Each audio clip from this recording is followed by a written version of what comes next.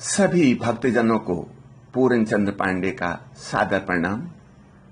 भक्तजनों, प्रत्येक इंसान एक दूसरे को इंसान की तरह देखे, हर आत्मा में परमात्मा का दर्शन करते हुए सबके साथ प्रेम से व्यवहार करे, एक दूसरे के दुखों को दूर करने की कोशिश करे, तो समाज में सदा शांति रहेगी।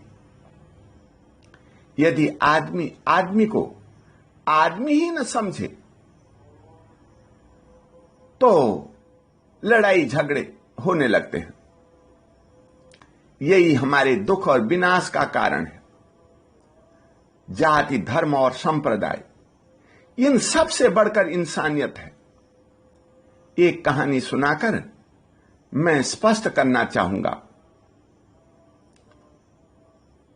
एक गांव में हिंदू, मुस्लिम, सिख, ईसाई सभी धर्मों के लोग रहते थे। कारणवश इस इलाके में सांप्रदायिक दंगे भड़क गए। लोग एक दूसरे के घर को जलाने लगे, मारकाट मच गई। गांव में हिंदू परिवार की एक विधवा मीनाक्षी अकेली रहती थी। उसका घर गांव से कुछ दूरी पर एकांत में था। एक मुसलमान लड़का जान बचाते हुए उसके घर में घुस गया। वह डर से कांप रहा था। चोट के कारण कपड़े खून से लथपथ थे। घर में घुसते ही उसने मीनाक्षी के पांव पकड़ते हुए कहा, बहन, मेरी जान बचा लो, मैंने कोई अपराध नहीं किया है। कुछ लड़के मेरा पीछा कर रहे हैं, उनके हाथ पड़ गया तो वो मुझे मार डालेंगे। मीनाक्षी ने दयावश उसे गेहूं रखने वाली टैंकी में छिपा दिया। आक्रमणकारी घर में घुस गए। इधर उधर देखा, कुछ नहीं नजर आया। वो चले गए। इस तरह उस मुस्लिम लड़के की जान बच गई। घायल तो था ही, 3-4 दिन इसी घर में छिपा रहा। मीनाक्षी ने उसके घावों पर हल्दी, तेल आदि लगाया। नमक पानी में डाल करके उसे गुनगुना करके उसके घावों पर सेक किया।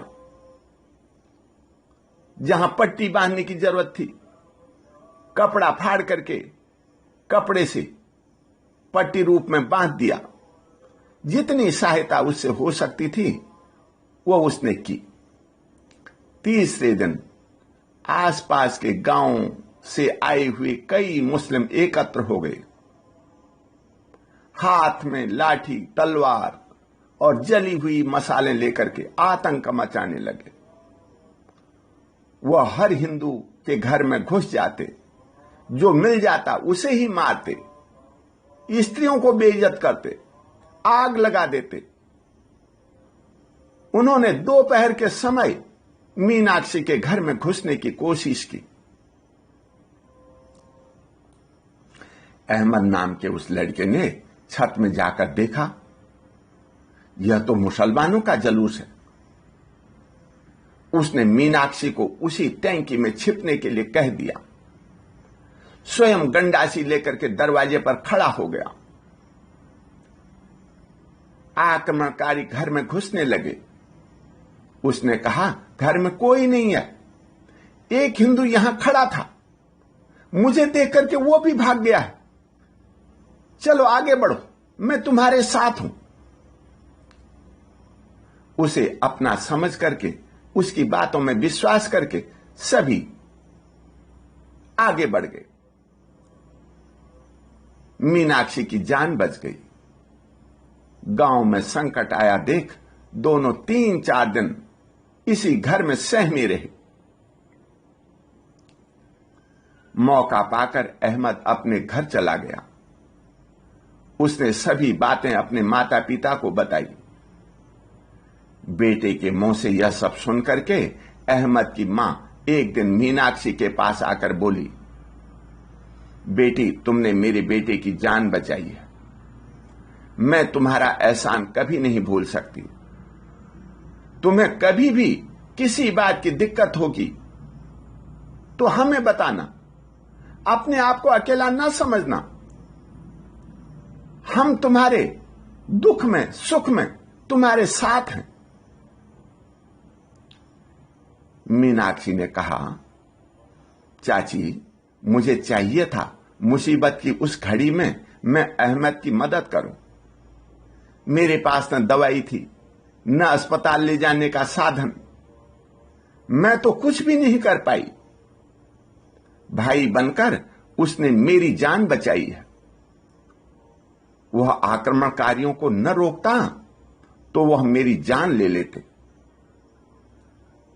मैं आप लोगों का एहसान नहीं भूल सकती। इस तरह दोनों घरों में आना जाना, मिलना जुलना चलता रहा। कई सालों बाद मीनाक्षी गुर्दे की पथरी के कारण परेशान रहने लगी। दवाइयों से कोई लाभ नहीं हुआ। डॉक्टरों ने बताया, किसी बड़े अस्पताल में ले जाकर के पथरी का ऑपरेशन करवाओ, तभी ये ठीक होगा। मीनाक्षी भैंस और बकरियां पाल करके गांव में अपना गुजारा करती थी। अस्पतालों का इधर उधर जाने का भी उसे पता नहीं था। इलाज के लिए इतने पैसे भी नहीं थे कि वह कहीं जाकर के इलाज कराए। जब बहुत दुखी हो गई, उसने अपनी बकरियां बेच दी। जो रुपया मिला उससे अपना इलाज करवाने के लिए वह शहर के सरकारी अस्पताल में चली गई। अहमद को सरकारी अस्पताल में ही नौकरी मिल गई थी। इलाज के दौरान उसने मीनाक्षी को पहचान लिया। अहमद ने डॉक्टरों से कहकर मीनाक्षी का पूरा इलाज करवाया। उसे किसी बात की तंगी नहीं होने दी। इलाज में जो खर्च हुआ वह सभी रुपये अहमद ने अपनी जेब से दिए। मीनाक्षी ने उसे रुपये देने की कोशिश की। अहमद ने कहा, दीदी, जब मैं मुसीबत में था तब तुमने मेरी खूब मदद की। तुम मेरी मदद न करती तो आज मैं तुम्हारे सामने न होता। तुम मेरी बहन हो। एक भाई मुसीबत में अपनी बहन की मदद न करे, उससे रुपये ले ले, यह अच्छे आदमी का काम नहीं है। यह सुनकर मीनाक्षी की आंखों में आंसू भर आए। अहमद को अपने गले से लगा करके वह सिसकने लगी। उसे लग रहा था कि इस दुनिया में वह अकेली नहीं है। उसका भाई, परिवार सब उसके साथ है। कहानी कहने का उद्देश्य है, न जाति बड़ी है और न धर्म, सबसे बढ़कर इंसानियत है। इंसानियत है